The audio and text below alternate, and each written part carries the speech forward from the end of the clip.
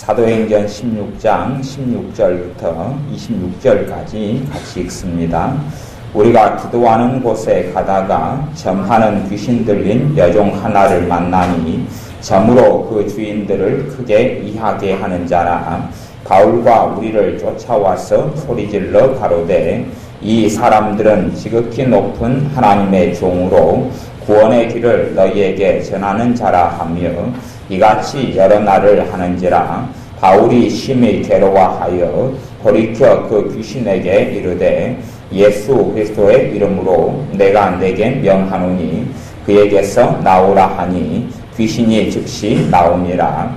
종의 주인들은 자기 이익의 소망이 끊어진 것을 보고 바울과 실라를 잡아가지고 저자로 관원들에게 끌어갔다가 상관들 앞에 데리고 가서 말하되 이 사람들이 유대인인데 우리 성을 심히 요란케 하여 로마 사람인 우리가 갖지도 못하고 행치도 못할 풍속을 전한다 하거늘 우리가 일제히 일어나 송사하니 상관들이 옷을 찢어 벗기고 매로 치라 하여 많이 친 후에 옥에 가두고 간수에게 분부하여 든든히 지키라 하니 그가 이러한 영을 받아 저희를 깊은 옥에 가두고 그 발을 착고에 든든히 채웠더니 밤중쯤 되어 바울과 실라가 기도하고 하나님을 찬미하며 죄수들이 듣더라. 이에 호련히 큰 지진이 나서 옥터가 움직이고 문이 곧 다 열리며 모든 사람의 매인 것이 다 벗어진지라. 아멘. 바울과 실라가 빌립보에 이르러서 전도하러 다녔습니다. 전도하러 다니다가 이 기도하는 곳에 가는 길에 점하는 귀신 들린 여종 하나를 만났는데 그 여종이 귀신의 역사를 통하여 점을 치는 것이 원체 신통방통해서 귀신의 역사가 아주 강력한 점을 치기 때문에 많은 사람들이 점하는 그 여종에게 와서 점을 치고 그에 대한 사례로 아마 거금 큰 돈을 점치는 값으로 내었던 모양입니다. 그래서 이 여종의 주인이 아주 많은 돈을 벌었던 것입니다.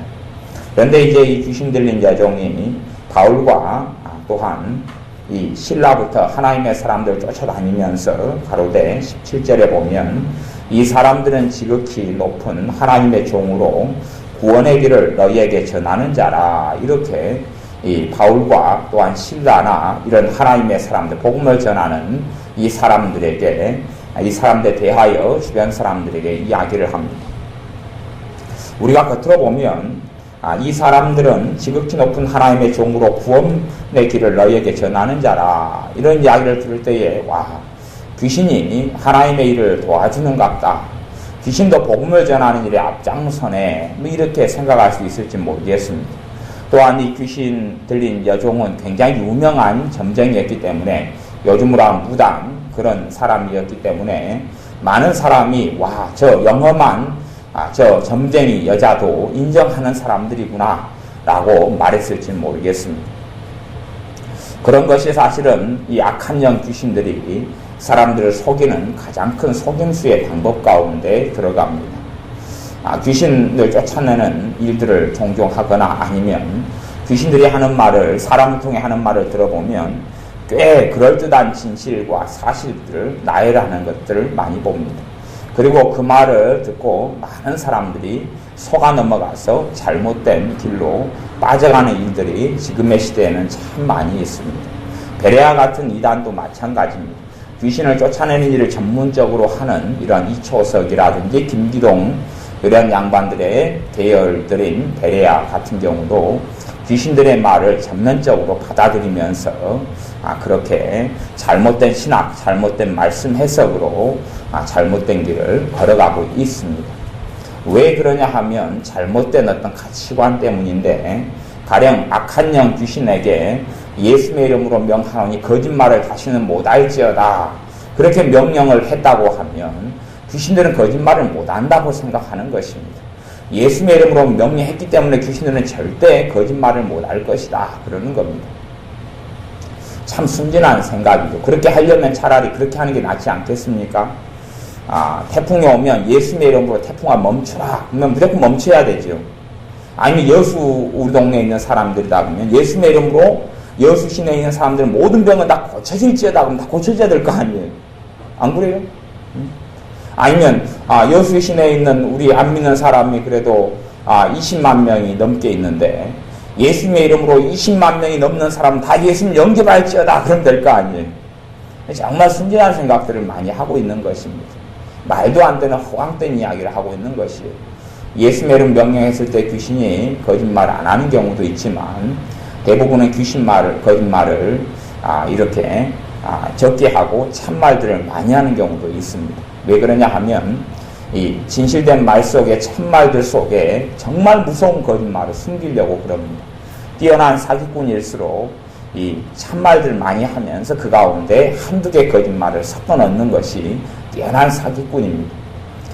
대부분의 입에서 나오는 것이 거짓말이다 우리는 그 사람을 신뢰하지도 않고 아마 따르지도 않을 것이고 그 사람 말에 속아 넘어가지도 별로 안 할 것입니다만은 그럴듯한 말을 하고 그럴듯한 속임수를 쓰는 사람은 굉장히 무서운 사람이어서 그런 사람 말에 속아 넘어가기 쉽습니다. 이러한 귀신 들린 첨하는 여자도 그렇게 지극히 높은 하나님의 종으로 구원의 길을 너에게 전하는 자라 이렇게 진실을 말합니다. 그러나 이런 것을 통하여 결과적으로는 18절에 보면 여러 날을 이렇게 할 때에 사도 바울이 심히 괴로워했다 그럽니다. 이 귀신의 말들과 것은 어떠한 특수한 목적을 이루기 위해서 하는 것이기 때문에 결국은 그럴듯한 것이고 도와주는 것 같지만 심히 괴롭게 만드는 그런 열매들이 나타납니다. 그렇기 때문에 이 귀신의 말들을 우리가 믿게 될 때에는 큰 손해와 큰 어리석은 일들이 벌어진다는 것을 반드시 이해하고 알아야 할 것입니다. 이 귀신을 사도 바울이 결국은 쫓아내게 됩니다. 그리고 귀신이 여자에게서 쫓겨나가게 됩니다. 그럴 때에 이 귀신 들린 여종, 저 많은 여종의 주인들이 돈을 버는 것이 이제 끝난 것을 본 다음에 바울과 실라를 잡아가지고 관원들에게 끌어가서 그리고 거짓말로 모함을 합니다. 어떤 말로 모함을 하냐 하면 우리 성을 심히 요란케 한다 그러면서 21절에 보면 로마 사람인 우리가 받지도 못하고 행치도 못할 풍속을 전한다. 우리가 일제히 일어나 송사하니 이렇게 사람들을 이간질시키고 그리고 관원들 앞에서 거짓된 송사를 하였습니다. 사도 바울과 실라나 하나님의 사람들이 복음을 전했고 또 이때에 지금 당사자 가운데는 이 사도행전의 저자였던 의사 누가도 포함되어 있지요. 이렇게 하나님의 일을 하고 하나님 위해서 삶을 살아갑니다. 그러나 사람들은 그렇게 생각할 수 있습니다. 하나님 위해서 조금 살더라도 자신들의 삶에는 아무런 문제가 없어야 된다거나 아무런 어려움이 없어야 된다거나 하나님이 자동적으로 모든 문제와 어려움을 다 해결해 주어야 된다고 생각하는 사람들이 있을 수 있습니다. 또 더 나아가서는 자신들이 하나님을 위해서 살지도 않으면서 단지 예배만 좀 드리고 기도만 잠깐 한다는 미명하에 이름하에 내가 하나님을 믿어주고 있으니까 하나님께서는 내 삶을 다 돌봐야 되고 다 축복해줘야 되고 내 삶에 아무런 어려움도 없어야 되고 아무런 고난도 환난도 없어야 된다 라고 생각하고 또한 말하는 사람들도 있습니다. 그러나 주님을 위하여 또 하나님의 복음을 위하여 주 예수 그리스도의 복음을 위하여 목숨까지 내놓았던 이 하나님의 사람들이 복음을 전하는 과정 속에 이들은 매맞고 잡혀가고 쇠고랑을 쇠사슬을 발에 차고 착고에 채여서 감옥에 끌려가는 것을 우리는 봅니다. 그것을 통하여 하나님 위에 살더라도 고난이나 환난에서 면제가 되지 않는다 하는 것을 우리는 깨닫고 알아야 됩니다. 우리의 삶 속에 주님을 위해서 산다는 것이 우리의 삶의 행복을 보장해 주지도 않고 아무런 어려움도 없는 삶을 보장해 주는 것이 결코 아니라는 사실을 알아야 됩니다. 또한 실제적으로 이 하나님의 사람들이나 신자들이나 불신자들이나 모든 삶에 이 삶에 밀접하게 역사하는 악한 영들이 있다는 것을 신자는 반드시 알고 있어야 됩니다. 귀신들의 악한 영들이 신자의 삶 속에 정말 긴밀히 역사하고 있습니다.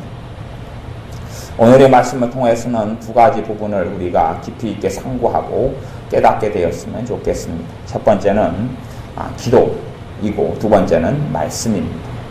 기도의 능력이 첫 번째고 두 번째는 말씀의 능력이 두 번째입니다.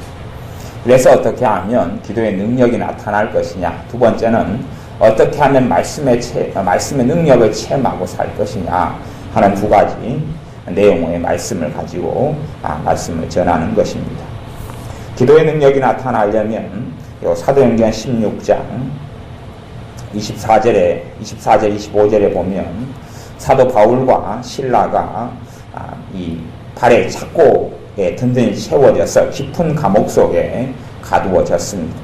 그리고 그들은 다 매를 맞고 채찍을 맞고 온몸이 피투성이가 되어져서 끌려 들어와서 깊은 감옥 속에 있습니다. 25절에 보면 밤중쯤 되어 바울과 실라가 기도하고 하나님을 찬미하며 죄수들이 듣더라 그럽니다. 바울과 실라가 기도했다. 밤중쯤 되어 기도했다 합니다. 언제 기도를 시작했는지는 모르지만 밤중쯤에는 기도하고 있는 바울과 실라가 있었습니다. 하나님을 위해서 살아간다 할지라도 삶 속에 닥치는 어려움이 자동적으로 해결되지는 않는다는 것을 우리는 반드시 기억해야 됩니다. 우리의 삶 속에는 문제와 어려움이 해결되려면 반드시 기도가 있어야 됩니다. 기도가 있어야 문제가 해결되는 것입니다. 그것이 내 가정사의 문제든 자녀의 문제든 돈의 문제든 또 복음을 전하면서 갖게 되는 문제든 어떠한 문제든 간에 영적인 문제든 육적인 문제든지 간에 하나님의 자녀 신자들이 문제를 해결하려면 반드시 기도가 있어야 된다 하는 것입니다. 바울과 실라가 밤중쯤 되어 기도했기 때문에 그 다음의 사건은 아름다운 열매를 맺히는 사건들이 일어납니다. 기도를 했고 그 다음에 하나님을 찬미했다 그럽니다. 그냥 우리가 생각하는 순서로 기도한 다음에 찬송을 불렀다 그런 이야기는 아닙니다. 기도를 깊이 있는 기도 속에 들어가서 주님을 만나고 주님의 은혜를 받고 난 다음에 입에서 자동적으로 찬양이 터져 나왔다 하는 이야기입니다. 믿는 기도 생활의 경험이 있는 분들은 이러한 경험을 이해하실 수 있을 거라고 봅니다. 주님을 만나고 은혜를 받고 체험하고 마음의 위로를 받고 성령님의 충만한 역사가 나타나니까 자동적으로 마음속에 주님에 대한 감사와 감격이 솟아나서 찬양하지 않을 수 없는 상황에 바울과 실라가 들어갔다는 이야기입니다. 주님을 만나서 그 기쁨에 도취되고 몸에 상처나 다친 것, 아픈 것, 또한 살이 찢긴 것, 피가 흘러가는 것, 이러한 고통을 겪고 있는 중이지만 주님께 바울과 실라가 기도하고 그 기도를 통해서 이들에겐 말할 수 없는 감사와 감격이 차게 되었습니다. 복음을 전하면서 당하는 환난도 하나님 앞에 기도함으로 그 환난이 없어져가고 사라져가고 해결돼가고 더 좋은 합력하여 선을 이루는 좋은 문이 열려가는데 하물며 우리의 인생사 속에서 일어난 일들이야 기도 없이 어떻게 이루어지겠습니까? 그러면 이제 수요일날 말씀과 연계지어서 깊은 기도에 대해서 조금 더 살펴보겠습니다. 기도의 능력은 깊은 기도를 통해서 옵니다. 그냥 기도를 통해서 오는 게 아니라 깊은 기도를 통해서 옵니다. 깊은 기도를 통해서 오려면 깊은 기도라는 것은 장시간, 단시간은 아니고 장시간 아니면 이 가장 긴 시간을 장시간이라 그러고 중간 정도의 시간, 한두 시간 이렇게 말할 수도 있겠습니다만은 그러한 시간 이상을 주님 앞에 머물러 있는 기도, 그 기도를 제가 정의 내리기를 그냥 깊은 기도 이렇게 제가 말을 사용해 보겠습니다. 이러한 주님 앞에 장시간 머물러 있는, 몇 시간 이상 머물러 있는 이 기도를 통해서 마귀의 역사가 물러가기 시작하고 안개가 걷히고 어둠이 물러가기 시작합니다. 바울과 실라도 밤중쯤 되어 기도했다는 이야기는 밤에 상당한 장시간의 시간을 기도에 쏟았다 하는 것을 우리가 꼭 깨닫고 알아야 할 것입니다. 바울과 바나바가 맨 처음에 안디옥 교회에서 파송될 때도 사도행전 그 앞에 보면 이 선지자와 교사들이 주님을 섬겨 금식기도 하면서 성령의 음성을 듣고 사도들을 세워서 파송하면서 이방인에게 복음이 전폭적으로 전해지는 기회의 문이, 복음의 문이 열려져 갑니다. 하나님의 일도 안디옥 교회에서 하나님의 사람들, 하나님의 종들이 금식하면서 기도할 때, 금식하여 기도한다는 이야기는 본래 금식기도라는 건 그렇습니다. 그냥 밥을 굶는 것이 절대 금식기도가 아닙니다. 금식기도라는 것은 첫째의 금식기도의 방식은, 마음 자세는 하나님 앞에서 목숨을 내걸고 한다 하는 것입니다. 또한 내 모든 금식하는 시간 동안에 하나님께 나를 토로하고 하나님 앞에 서서 쏟아 놓겠다는 것이 금식 기도의 본질입니다. 그렇기 때문에 예를 들어 내가 직장생활에서 일하면서 금식을 한다 그러면 사실은 거의 그런 게 잘 맞지를 않게 됩니다.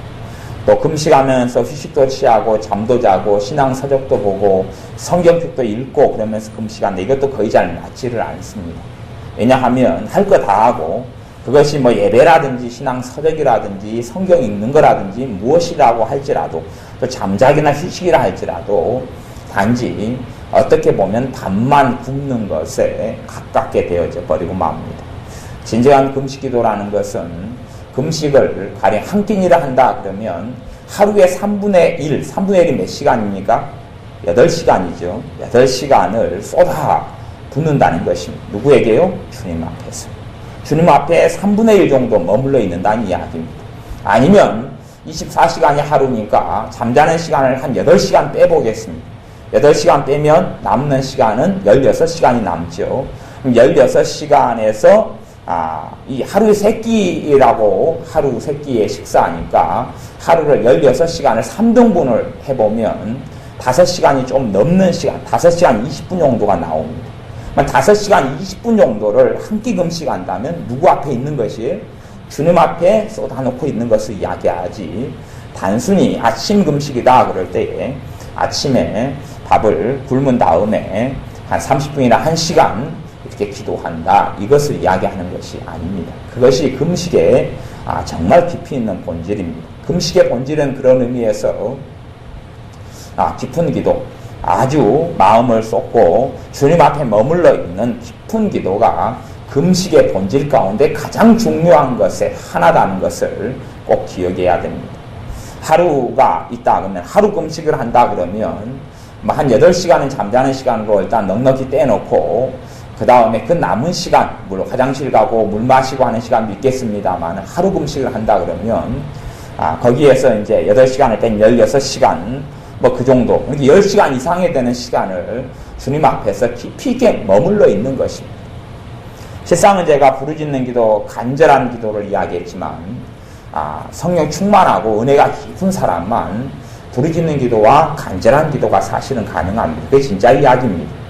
간절한 기도, 부르짖는 기도를 하려고 해도 아주 그냥 완전히 절박한 사람이 아닌 한은 부르짖는 기도나 간절한 기도가 거의 잘 되기 어렵습니다. 간절한 기도가 되려면 몇 가지 상황들이 맞아져야 됩니다. 그 중에서 성령 충만하지 않은 사람이 간절한 기도, 아주 부르짖고 절박한 기도를 주님의 도우심으로 할 수 있는데, 그 비밀 중에 하나는 겸손, 겸비에 있습니다.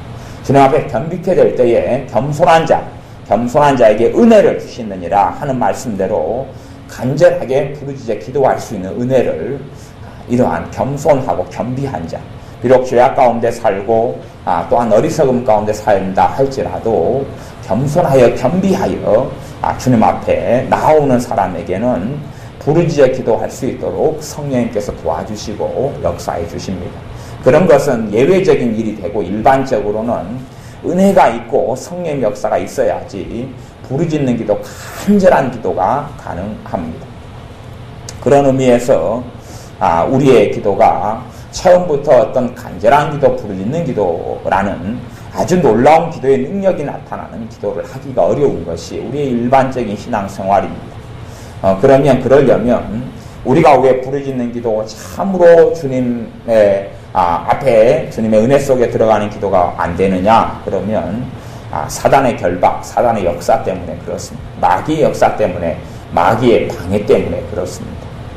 우리는 그렇게 생각합니다. 어디 나이트클럽에 가거나 아니면 무당이 굿하는 데나 등등 아주 세상적인 환경이나 삶 속에 마귀 역사가 가장 많을 거라고는 생각하지만 실제로 사탄의 역사, 사탄의 공격이 가장 심한 지점은 우리의 예배 상황 속에 사탄의 공격이 가장 심합니다. 또 우리의 기도 생활에 사탄의 공격이 가장 심합니다. 우리의 말씀을 읽고 묵상하고 말씀을 연구할 때에 사탄의 역사와 방해가 사실은 가장 심하게 되어집니다. 그것을 모르면 우리는 어리석은 사람이 되고 맙니다. 그렇기 때문에 하나님 앞에 설 때에 하나님과 관계를 맺고 시간을 가질 때에 사단의 방해가 꼭 있다는 것을 기억해야 됩니다. 우리의 잠깐 하는 기도로는 사실은 아무런 능력도 없고 힘도 없기 때문에 마귀는 두려워하지 않고 내 삶에서 떠나지를 않습니다. 내 삶의 저주와 억압과 고통을 그대로 주고 떠나지를 않습니다. 우리의 잠깐의 기도로는 가능하지 않습니다. 그리하여 깊은 기도, 장시간 주님 앞에 머물러 있는 기도, 그 기도를 통하여서 사단의 결박이 풀려져 가기 시작합니다. 깊은 기도라는 것은 사람 따라 다른데 보통 그래도 제가 개인적인 생각에는 1시간 이상 정도는 머물러 있어야 된다 합니다. 물론 제가 우리의 직장이나 생업이나 사는 것, 또 애들 돌보고 가정생활 하는 것도 바쁜데 하루에 매일 1시간 이상씩 머물러서 기도해야 된다, 그런 이야기를 하는 게 아닌 줄을 여러분은 듣고 아셔야 됩니다. 단지 평상시에는 우리가 10분도 기도할 수 있고 5분도 할 수 있고 어떤 날은 기도를 또한 빼먹고 지나갈 수도 있습니다. 또 어떨 때는 시간 남으면 한 30분 할 수도 있습니다. 근데 깊은 기도라는 것은 항상 매일을 이야기하는 것이 아니라 이 사단의 역사를 깨버리는데, 깨트리고 마귀 역사를 물리치는데 이 필요한 기도가 깊은 기도고, 그걸 통하여서 우리의 삶 속에 하나님의 은혜가 있고 주님의 도우심이 있는 이러한 매일의 삶을 살아가는 것이 가능하다 하는 이야기입니다. 그래서 우리가 한두 시간 이상씩 주님 앞에 또 두세 시간씩 깊이 있게 시간을 머물러 있어야 됩니다. 물론 이제 사단의 역사와 결박이 강한 사람일수록 기도를 하다 보면 기도가 잘 안 되어져 갑니다. 그러면 내가 예를 들어 한 5분을 기도했는데 기도가 흐지부지 돼간다. 그러면 우리는 당연히 알 수 있죠. 내 삶에 참 마귀 역사가 많구나. 그런 걸 알 수가 있습니다. 내가 주님하고 가까우면 잠깐 기도하면 누가 도와주시고 역사하시겠습니까? 주님이 역사하시고 성령님이 역사하십니다.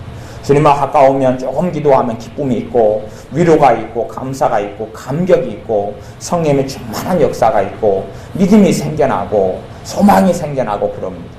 근데 주님하고 나하고 거리가 멀수록 내가 기도하고 무릎 꿇고 주님을 찾아도 성령님은 별로 역사를 안 한다는 것을 아셔야 됩니다.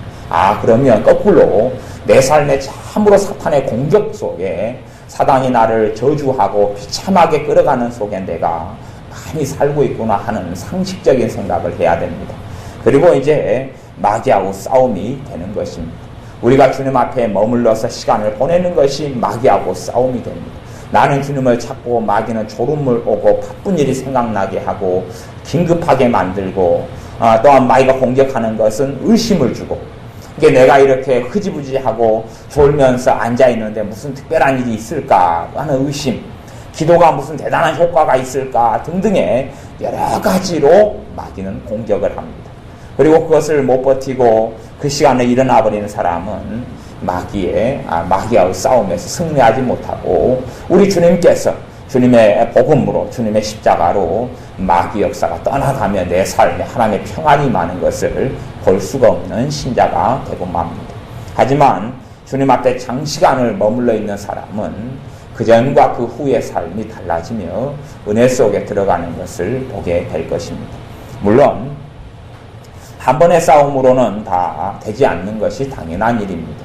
한번 이렇게 마귀 역사 장시간을 주님 앞에 머물러 있어서 깊은 기도를 통하여 주님께 머물러 있어서 사단의 역사가 좀 어느 정도 떠나가지만 이 사단의 역사가 떠나간 것은 다시금 침투하고 공격해 들어오려고 생활 속에 계속하여 역사하게 됩니다. 그렇기 때문에 몇 차례 이상의 싸움을 다시 싸워야 된다는 생각은 꼭 염두에 두고 있어야 합니다.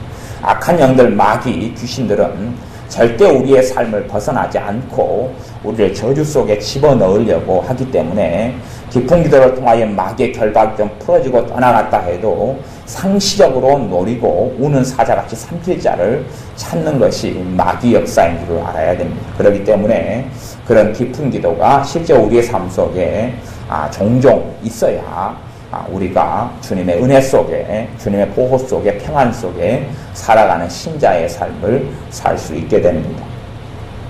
사도행전 1장에 보면 오순절 마가의 다락방 성령님의 강림이 있기 전에 120문도가 모여서 기도에 전혀 힘쓰니라 라고 말씀하고 있습니다. 기도의 마음을 쏟게 힘썼을 때 열흘을 기도에 힘을 썼지요. 그때에 놀라운 오순절 성령 강림이 120명의 사람들에게 있었습니다. 그러한 깊은 기도를 통하여서 전혀 10일 동안을 아예 기도하는 것에 온 몸과 마음을 쏟았다는 사람들. 그렇기 때문에 그만큼 성령 충만의 놀라운 역사가 일어났던 것입니다. 우리 주님께서는 자주 또 때때로 이 밤이 맞도록 철야기도 하시려고 산으로 올라가셨다는 성경의 기도의 내용이 특별히 사복음서 가운데 누가복음에 많이 나옵니다. 누가복음에서는 주님께서 자주 이 산에 올라가셔서 날이 맞도록 기도하셨습니다. 우리의 삶 속에 그러한 기도, 주님께서 철야기도 날이 맞도록 기도하셨을 때는 아마 지금처럼 전등이 있고 또 밤 시간대도 활동을 많이 하는 그런 세상이 아니었기 때문에 해진 다음에 식사하고 바로 올라가셔서 아침에 새벽 미명에 내려오시고 그러니까 저녁에 한 8시에 올라가신다 그러면 새벽 4시, 5시, 4시에 내려오신다 그러면 8시간 정도는 산에 머물러 있었다 하는 것을 생각을 해보아야 합니다. 전등도 없고 불빛도 거의 없는 시대에 주님께서 그렇게 하셨습니다. 왜 모세가 되느냐 하면 이 시내산에 하나님과 만나러 올라가서 40일 동안을 하나님과 머물러 있기 때문에 그렇습니다. 시내산은 책도 없고 신앙서적도 없고 놀이기구도 없고 쉴만한 것도 없는 그러한 거의 돌산이 시내산입니다. 돌로만 단석으로 암석으로만 이루어지고 나무도 거의 없는 산이 사실은 시내산입니다. 근데 그런 산에 모세가 올라가서 하나님과만 대면하여 40일을 보냅니다. 그것이 모세가 된 비결이고 비밀입니다. 모세가 된 비결이고 비밀입니다. 십계명 돌판을 모세의 혈기를 못 이겨서 두드러 깨버린 다음에 다시금 시내산에 40일 동안을 또 올라갑니다. 그것이 모세가 된 비결입니다. 세례 요한이 세례 요한으로서 사역을 잘 마칠 수 있었던 것은 세례 요한이 하나님께서 지시하실 때까지 광야의 빈들에서 하나님과 함께 시간을 보내면서 머물러 있었기 때문에 그렇습니다. 하나님께서 나타내라 하기 전까지 이 세례 요한은 광야 빈들에서 하나님과 시간을 보내며 장시간 아주 오랜 날들을 머물러 있었습니다.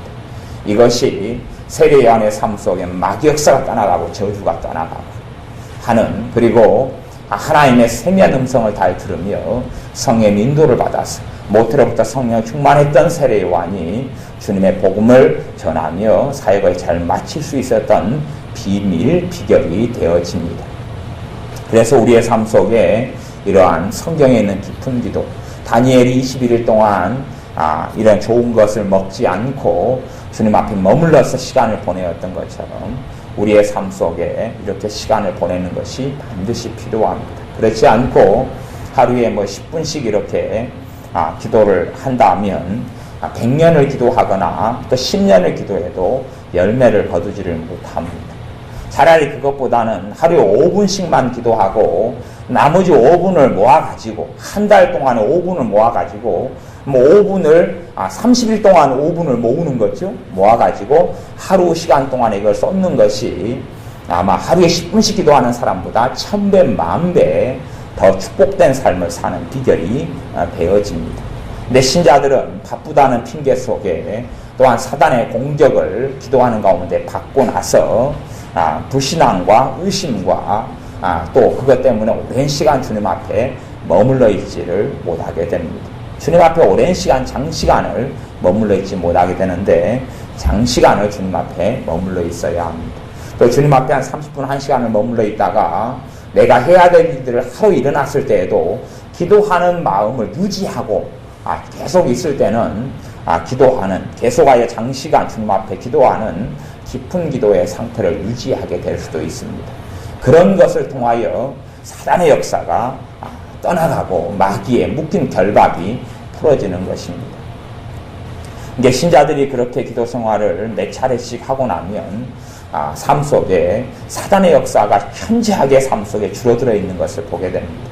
마귀의 공격이 현저하게 줄어들어 있고 생각 속에 걱정, 근심, 번민, 두려움, 절망, 낙담 등이 현저하게 줄어들어 있는 것을 보게 됩니다.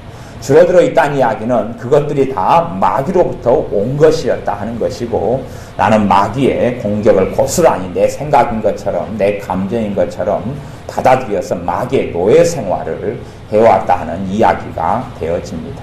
대부분 신자는 불신자는 말할 것도 없고 신자들도 생각, 감정, 마음으로 역사하는 마귀의 공격을 그대로 받아들여서 마귀의 노예 생활을 하는 사람들이 대부분 신자들의 삶의 양상이고 모습입니다.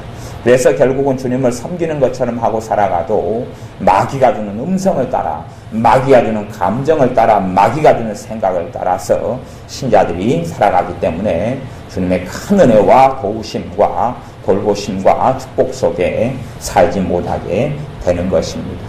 하나님의 사람들은 주님과 함께 오랫동안 머물러 있기를 즐겨했고 좋아했습니다. 특별히 주님의 12제자 가운데서 마지막 남았던 사도 요한을 통해서 주님께서 요한계시록에 계시를 주실 수 있었던 이유도 그렇습니다. 이 사도 요한이 복음을 전하다가 다른 사람들은 다 순교로 세상을 떠나고 오직 자기만 남았는데 거의 100세가 가까울 때에 자기만 살아 있었습니다. 그리고 복음을 전하는 것 때문에 사도 요한이 잡혀가지고 유배를 당하게 되는데 유배당한 섬이 반모섬입니다. 반모섬에서 유배를 하나님의 사람 사도 바울이 유배를 당합니다. 그렇게 외딴 곳에 유배를 당하고 외딴 섬에 유배를 당해서 살아가고 아무런 문화도 없고 아무런 뭔가도 없을 때에 사도 바울이 유배를 당해서 머물러 있을 때 누구 앞에 머물러 있었겠습니까? 주님 앞에 머물러 있는 오랜 시간을 가지게 됩니다. 그러므로 사도 바울을 통해서 하나님께서 우리 주님께서 계시를 주셔서 예수 그리스도의 계시인 요한 계시록을 쓸 수 있도록 눈을 여시고 환상을 여시고 지각을 여시고 친히 주님을 다시금 만날 수 있게 하시며 주님의 음성을 듣게 하실 수 있었던 것입니다. 아무나 아무를 통하여 성경을 기록하실 수 있는 것도 아니고 아무에게나 주님의 음성을 들려주실 수 있는 것도 아니다는 것을 꼭 아셔야 됩니다. 이 땅의 삶 속에 우리가 준비되지 않으면 주님의 은혜들을 누릴 수 없는 것이 우리의 인생이고 삶입니다.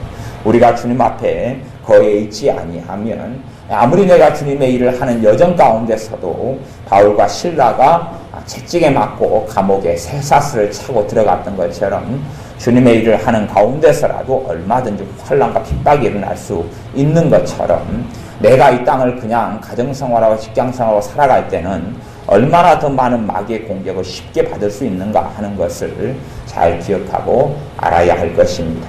그래서 기도의 능력은 깊은 기도를 통해서 나타난다 하는 것입니다. 깊은 기도를 통해서 부르짖는 기도 간구가 가능한 그 문이 열리게 되고 깊은 기도를 통하여서 우리 안에 주님의 감사가 솟아나고 깊은 기도를 통하여서 주님과 깊이 있게 만나게 되며 성령의 역사가 나타나게 되는 기도의 비밀이 이 장시간 주님 앞에 머물러 있는 깊은 기도라는 사실을 꼭 성경 66권을 통하여 우리는 발견해야 됩니다. 기도의 능력은 잠깐 하는 기도를 통해서 기도의 능력이 나타나지 않고 또 내가 예수님의 이름을 사용해서 예수님의 이름으로 어떻게 될지어다라고 선포기도를 한다 그래도 내게 기쁜 기도가 없는 한은, 아니면 우리가 기쁜 기도를 통하여서 성령의 능력이 내 믿음을 통하여 나타나지 않을 때 예수님의 이름을 아무리 사용해 보아야 내가 믿는 예수님의 이름의 능력이 없다는 사실을 기억하고 알아야 됩니다. 두 번째가 말씀의 능력입니다. 말씀의 능력이란, 믿음은 들음에서 나며 들음은 하나님의 말씀으로 말미암는다 하는 말씀처럼 말씀의 능력은 믿음을 통해서 나타납니다. 믿음과 말씀을 뗄 수가 없고 믿음과 말씀이 하나로 가서 믿음의 말씀을 통하여 능력이 나타납니다. 하지만 대부분의 신자들의 삶 속에 말씀의 능력을 체험하지 못하고 살아가는 신자들이 대부분입니다. 오히려 말씀을 지식화시켜서 지식으로 받아들이려고 생각하고 살아가지 말씀이 능력으로 나타나지 않습니다. 말씀이 능력으로 나타나려면 말씀이 믿어져야 되고 말씀을 통해서 믿음이 역사해야 됩니다. 말씀을 통해서 믿음이 역사해야 됩니다. 말씀을 통해서 믿음이 역사하지 않으면 신자들이 이 성경 66권이 하나님의 자녀들에게 주신 축복의 말씀이고 또한 믿음의 말씀이고 은혜의 말씀이고 능력의 말씀인데 말씀의 권능을 하나도 체험하지 못하게 됩니다. 말씀의 권능을 체험하지 못하고 그냥 하나님의 말씀 66권을 잠자는 베개로도 사용할 수도 없고, 그리고 단지 지겨운 성경 말씀, 읽기 싫은 성경 말씀으로 전락하고 맙니다. 아니면 어떤 사람은 이 성경을 지식화시켜서 더 많이 깨닫고 알려고 발버둥을 치지만 지식이나 정보는 능력이 되지도 않습니다. 그렇기 때문에 말씀의 능력을 체험하려면 말씀을 내가 붙잡고 있어야 합니다. 우리가 성경 66권의 모든 내용을 붙잡고 있고 모든 내용을 내가 믿고 있고 모든 내용을 내 마음속에 담아두고 있을 수는 없습니다. 신학 박사라도 그것은 불가능한 일입니다. 신학 박사라도. 그래서 내 삶에 어떤 것이 필요하다 그러면 그와 관련된 말씀들을 내가 붙잡고 있어야 됩니다. 내가 그 말씀을 붙잡고 있고 묵상하고 숙고하고 마음에 담아두면 담아둘수록 어느 때부터 그 말씀에 대해서 확신이 생겨나고 그 말씀에 대해서 믿음이 생겨나기 시작합니다. 그때부터 그 말씀의 능력이 나타나는 시점이 그때부터입니다. 가령 누가복음 마지막 장을 한번 봐본다면 누가복음 마지막 장을 한번 봐보겠습니다. 누가복음 16장이지요. 누가복음 16장입니다. 누가복음 16장 16절부터 18절까지를 제가 읽어보겠습니다. 믿고 세례를 받는 사람은 구원을 얻을 것이요 믿지 않는 사람은 정죄를 받으리라. 믿는 자들에게는 이런 표적이 따르리니 곧 저희가 내 이름으로 귀신을 쫓아내며 새 방언을 말하며 뱀을 집으며 무슨 독을 마실지라도 해를 받지 아니하며 병든 사람에게 손을 얹은즉 나으리라 하시더라. 이것이 믿는 자들에게 나타나는 표적이다 이렇게 말씀합니다. 믿는 자들에게 나타난 표적이 첫 번째는 귀신을 쫓아낸다. 두 번째는 새 방언을 한다. 세 번째는 뱀을 집어도 또 독을 마셔도 해를 받지 않는다. 네 번째는 병든 사람에게 손을 얹으면 낫는다 하는 것이 네 가지의 믿는 사람에 나타나는 말씀입니다. 표적이죠. 그런데 믿는 사람에게 이런 표적은 거의 나타나지 않습니다. 별로 어쩌다가 나타나지 거의 나타나지 않습니다. 나타나지 않는다는 이야기는 결국 다시 이야기해서 이 말씀을 신자들이 안 믿는다 하는 이야기입니다. 안 믿는다. 믿는 척 할 뿐이지 믿지 않는다 하는 이야기입니다. 이 말씀이 믿음의 말씀이 되지 않기 때문에 그렇습니다. 새 방언을 믿는 자는 말한다 그러는데 일단은 방언을 받는 방법이 여러 가지가 있지만 그 중에 하나는 믿는 자에게 하나님께서 새 방언을 주시는구나. 이렇게 성경을 믿는 자들에게 새 방언을 믿는 자들이 말하는구나. 새 방언을 말하며 계속 그 말씀을 묵상하고 마음에 받아들이고 묵상하고 믿으면 어느 때부터 되새김질하고 말씀을 고백하다 보면 믿어져요. 내가 방언을 잘 못 받았다 그러면 믿어진 다음에 방언이 터지기 시작합니다. 이것이 말씀의 능력이에요. 또 병든 사람에게 손을 얹은 즉 나으리라 하면 계속 이 말씀을 마음에 믿고 받아들이는 것입니다. 병든 사람에게 손을 얹은 즉 나으리라. 병든 사람에게 손을 얹은 즉 나으리라. 병든 사람에게 손을 얹은 즉 나으리라. 자꾸 되새김질하고 마음속에 받아들이고, 믿음은 하나님의 말씀을 통해서 생겨난다고 로마서 말씀이 이야기했습니다. 병든 사람에게 손을 얹은 즉 나으리라. 계속 묵상하고 계속 고백하고 계속 입으로 중얼거리고 계속 하다 보면 어느 때부터 확신이 생겨나기 시작합니다. 그때부터 이제 이 말씀의 능력이 조금 이제 발현되기 시작한다 그런 말이에요. 그리고 계속 그 말씀 묵상하고 믿고 그 말씀을 내게 담아두고 그러면 점점점 이 말씀에 대한 믿음이 더 강해져 가는 것입니다. 불을 맨 처음에 붙일 때는 작은 불이었다가 점점점 나무를 더해가서 큰 불로 만들어내는 것처럼 그렇게 믿음이 점점 강하게 역사해 갑니다. 이것이 말씀의 능력이 나타나는 방식이고 방법이라는 것을 꼭 기억하셔야 됩니다.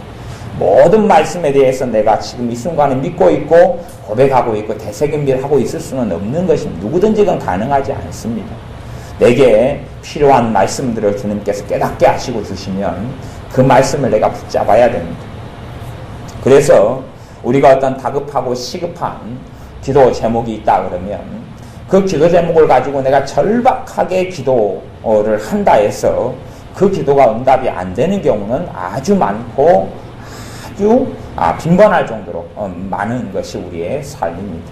왜냐하면 기도에 주님이 응답해 주신다는 믿음이 우리에게 거의 없기 때문에 그렇습니다. 기도에 응답해 주신다는 말씀을 내가 붙잡고 그 말씀을 자꾸 새김질을 하면서 기도를 해야 됩니다. 구하라 그러면 너에게 주실 것이요. 구하라 그러면 너에게 주실 것이요. 찾으라 그러면 너희가 찾을 것이요. 문을 두드리라 그러면 너에게 열릴 것이다. 너는 내게 부르짖으라 내가 내게 응답하겠다. 너는 내게 부르짖으라 내가 내게 응답하겠다. 그리고 말씀을 계속 기도에 관련된 말씀을 한 구절이라도 계속 내가 반복해서 그렇게 계속 해야 됩니다. 내 마음속에서. 그러다 보면 어느 때부터 그 말씀이 뭐해지기 시작합니까?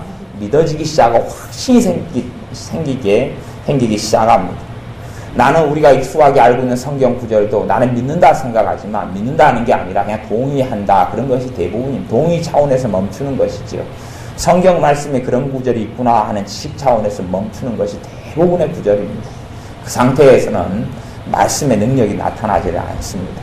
그 말씀이 내게 계속하여 되새김질 되어지고 그렇게 내 마음속에 말씀을 받아들이고 내 안에서 말씀이 계속 말씀 묵상하는 걸 통해서 그 말씀이 어느 때부터 믿어지기 시작하면 그 다음에 이제 그때에 내 기도 제목 가지고 기도할 때 기도가 믿어집니다. 내가 하는 기도를 하나님이 들어주신다는 것이 믿어집니다. 믿어지기 시작할 때부터 열매가 맺히기 시작한다는 것을 기억하고 알아야 됩니다. 그렇기 때문에 대부분의 신자들이 아주 아무리 절박한 상황을 겪고 당하더라도 그리고 아무리 절박해도 믿음 없는 기도는 응답되지 않는다는 것을 먼저 알아야 되고 내 믿음을 먼저 돌이키고 말씀을 믿어야 한다 하는 것입니다.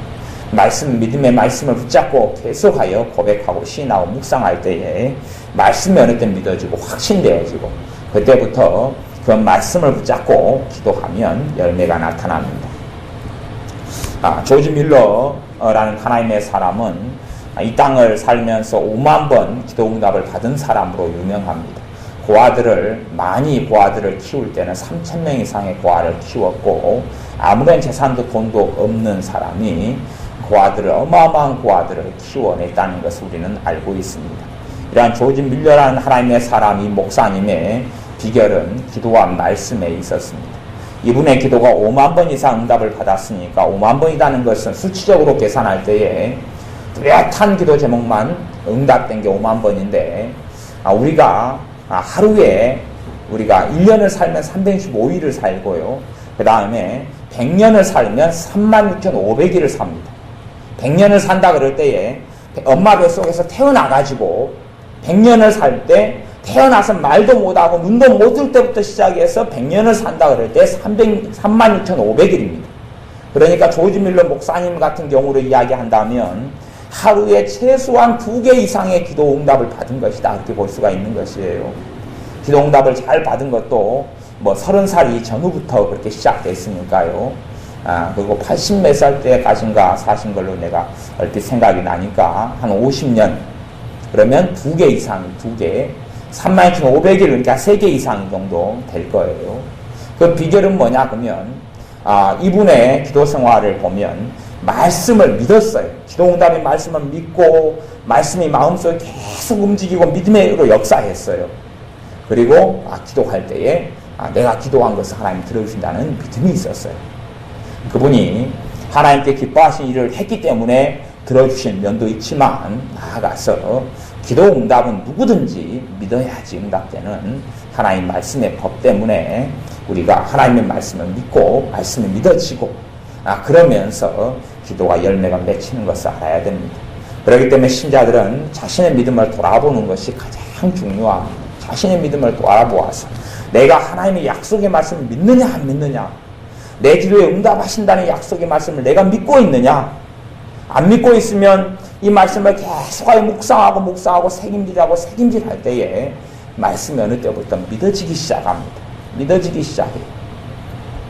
내 육신의 질병이 있다 그러면, 내가 믿음이 없으면, 내가 신앙성 오래한 사람 같으면 아무리 치유사역자의 믿음이 좋아도 거의 고쳐지질 않습니다.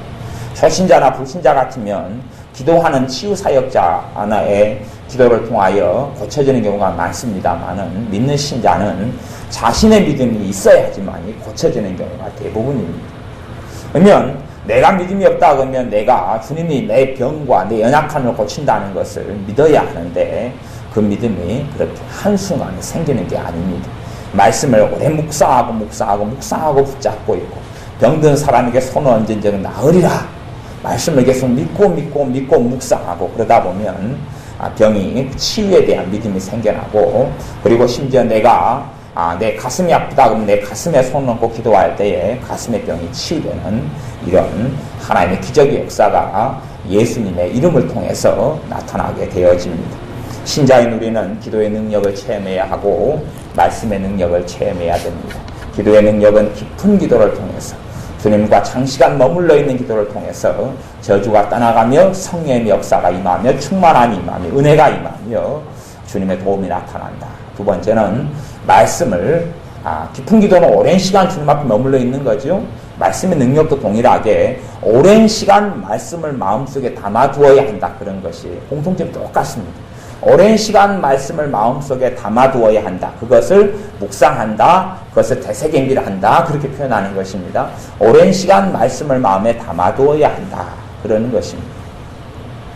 그러니까 성경 암송하고는 다른 것입니다. 성경 암송은 경력이 좋은 사람은 한 구절을 10번, 5번 반복하면 좀 암송이 되잖아요. 그것이 말씀에 담아두는 것하고는 그것은 다른 것입니다. 말씀을 암송하는 부분이 아니라 말씀을 계속하여 되새김질하고 묵상하고 생각하고 마음에 담아두고 다시 생각하고 그러니까 얼마 전에 밥을 먹었어요. 밥을 먹은 다음에 또 그 말씀을 새김질해보고, 그리고 길을 걸어가는데 그 말씀을 또 새김질하고, 그리고 간식을 먹을 때 그 말씀을 새김질하고, 화장실에 가면서 새김질하고, 누구하고 대화하고 있는데 그 말씀을 또 새김질하고, 이런 걸 이야기하는 것이. 그러다 보면 말씀이 믿어지고 확신이 생기고, 그 다음에 이제 믿음의 말씀으로 그 말씀이 역사하기 시작합니다. 그래서 믿음이 있는 사람은 믿음을 통하여 기도 응답을 받게 됩니다. 바보시의 기도 응답이라는 것이 하나님의 축복이 기도를 통해서 다 오는 건데요. 기도는 죄인들에게, 또 연약한 사람들에게, 어리석은 사람들에게 하나님께 주신 최상의 축복의 통로 가운데 하나입니다. 예수를 믿는 신자 가운데 주신 가장 큰 축복의 통로 가운데 하나가 기도예요.